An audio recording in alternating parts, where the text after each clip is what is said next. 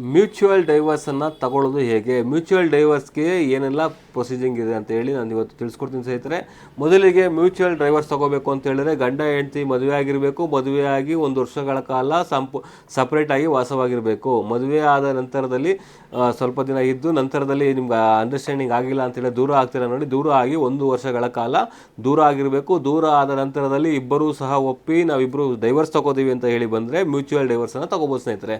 Mutual divorce ಯಾವ ಸೆಕ್ಷನಲ್ಲಿ ಹಾಕೋತೀರ ಅಂತ ಹೇಳಿದ್ರೆ section 13 class B of Hindu marriage act ಪ್ರಕಾರವಾಗಿ ಒಂದು ಮ್ಯೂಚುವಲ್ ಡೈವರ್ಸ್ಗೆ ಅಪ್ಲಿಕೇಶನ್ ಹಾಕೋತೀರಾ. ಮ್ಯೂಚುವಲ್ ಡೈವರ್ಸ್ಗೆ ಅಪ್ಲಿಕೇಶನ್ ಹಾಕ್ಬೇಕಾದ್ರೆ ಏನೇನು ಬೇಕು ಡಾಕ್ಯುಮೆಂಟ್ ಅಂತ ಹೇಳಿದ್ರೆ 2 ಫೋಟೋ ಬೇಕು, ಮತ್ತು ನಿಮ್ಮದು ಮ್ಯಾರೇಜ್ ಸರ್ಟಿಫಿಕೇಟ್, ಮ್ಯಾರೇಜ್ ರಿಜಿಸ್ಟರ್ ಆಗಿರೋ ಮ್ಯಾರೇಜ್ ಸರ್ಟಿಫಿಕೇಟ್ ಬೇಕು, ಮತ್ತು ಇನ್ವಿಟೇಷನ್ ಕಾರ್ಡ್ ಬೇಕು, ಮತ್ತು ಆಧಾರ್ ಕಾರ್ಡ್ ಇಬ್ಬರದು ಕೊಡಬೇಕು. ಆಧಾರ್ ಕಾರ್ಡ್ ಏನಕ್ಕೆ ಅಂತ ಹೇಳಿದ್ರೆ ಎಲ್ಲಿ ವಾಸವಾಗಿದ್ದೀರಿ ಅಂತ ತಿಳ್ಕೊಳ್ಳೋಕ್ಕೋಸ್ಕರ ಆಧಾರ್ ಕಾರ್ಡ್ ಕೊಡಬೇಕಾಗತ್ತೆ. ನೀವು ಎಲ್ಲಿ ವಾಸವಾಗಿರ್ತೀರಿ ಅಲ್ಲಿ ನೀವು ಕೇಸ್ ಹಾಕ್ಬೋದು, ಅಥವಾ ಮದುವೆ ಎಲ್ಲಾಗಿರುತ್ತೆ ಅಲ್ಲಿ ನೀವು ಕೇಸ್ ಹಾಕ್ಬೋದು ಸ್ನೇಹಿತರೆ.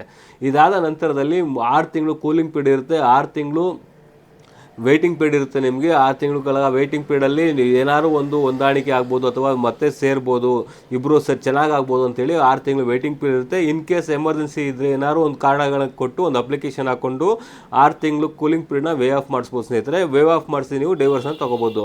ನೀವು ಸರಿಯಾದ ದಾಖಲಾತಿಗಳು, ಡಾಕ್ಯುಮೆಂಟ್ಗಳು, ಎವಿಡೆನ್ಸನ್ನು ಕೊಟ್ಟರೆ ಖಂಡಿತವಾಗಲೂ ನಿಮಗೆ ಅತಿ ಶೀಘ್ರದಲ್ಲಿ ನಿಮಗೆ ಮ್ಯೂಚುವಲ್ ಡೈವರ್ಸ್ ಸಿಗುತ್ತೆ. ಮ್ಯೂಚುವಲ್ ಡೈವರ್ಸ್ ತಗೊಳ್ಳೋದ್ರಿಂದ ಏನಾಗುತ್ತೆ ಅಂತ ಹೇಳಿದ್ರೆ ಕೋರ್ಟಿಗೆ ಅಲೆ ತಪ್ಪುತ್ತೆ ಹೆಚ್ಚಿಗೆ ದಿನ, ಮತ್ತು ಇಬ್ರಿಗೂ ಒಂದು ಖರ್ಚು ವೆಚ್ಚಗಳು ಕಡಿಮೆ ಆಗುತ್ತೆ, ಮತ್ತು ಬೇಗ ರಿಲೀಫ್ ಸಿಗುತ್ತೆ. ಮತ್ತು ಏನಾರು ಕಸ್ಟಡಿ ಇದ್ದರೆ, ಮತ್ತು ಮಗು ಕಸ್ಟಡಿ ಇದ್ದರೆ, ಅಥವಾ ಚಿನ್ನ ಏನಾರು ಎಕ್ಸ್ಚೇಂಜ್ ಇದ್ದರೆ, ಅಥವಾ ಪರ್ಮನೆಂಟ್ ಎಲಿಮನಿ ಏನಾರು ಇಷ್ಟು ಕೊಡ್ತಾ ಇದೆ ಅಂತ ಹೇಳಿದ್ರೆ ಮ್ಯೂಚುವಲ್ ಡೈವರ್ಸ್ ಪಿಟಿಷನಲ್ಲಿ ನಿಖರವಾಗಿ ಅದನ್ನೆಲ್ಲ ತೋರಿಸಿರ್ಬೇಕಾಗತ್ತೆ. ತೋರಿಸಿದ್ರೆ ಮಾತ್ರವೇ ಅದು ಒಂದು ವ್ಯಾಲಿಡ್ ಆಗುತ್ತೆ. ಇಲ್ಲ ಅಂತ ಹೇಳಿದ್ರೆ ಫ್ಯೂಚರಲ್ಲಿ ಮತ್ತೆ ಕೇಸ್ ಹಾಕ್ಕೊಂಡು ಬರೋ ಸಾಧ್ಯತೆಗಳು ಇರ್ತವೆ. ಆದ್ದರಿಂದಾಗಿ ಎಲ್ಲವೂ ನಿಖರವಾಗಿ ತೋರಿಸ್ಕೊಂಡು ಮ್ಯೂಚುವಲ್ ಡೈವರ್ಸನ್ನು ಪಡ್ಕೊಳ್ಳಿ.